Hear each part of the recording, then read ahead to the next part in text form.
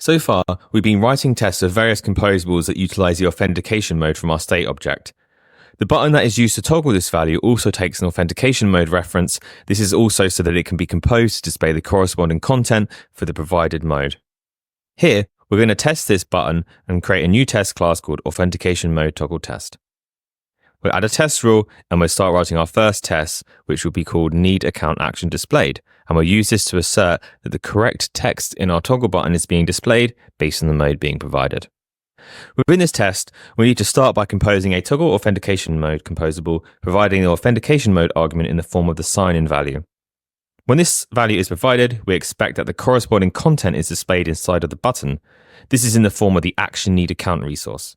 After locating the node for this composable using the onNodeTag function, we can assert that this expected text is displayed via the use of the assert_text_equals function.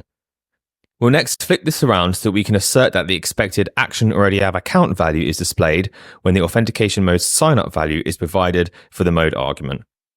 Our test here is going to look pretty much the same as above, aside from the tweak to the authentication mode argument that we pass, along with the action_already_have_account value that is now being provided to the assert_text_equals function call. With this test in place, we can now be certain that the passing tests mean the provided authentication mode value is going to display the expected text inside of our composable. Whenever the user clicks the button that is displaying this text, the lambda function that is provided to the composable should be triggered. This is the toggle authentication lambda. If this for some reason was not triggered, the user will not be able to switch to the sign-up mode. So if a user does not currently have an account, they won't be able to create one. To ensure this remains functional, let's write a quick test to assert that this event does occur. Within this next test, we're going to pass in a mock lambda function for the toggle authentication argument. This means that we can use this mock to verify the interactions have taken place based off of composable events. With the toggle authentication mode being composed, we'll now be able to use the retrieve node that represents this toggle button using the tag authentication toggle tag.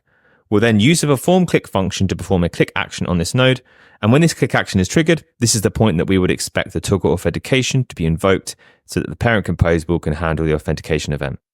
We can verify this within our test by using Mockito and its verify function to assert that the lambda has been invoked. If this is the case, the test will succeed.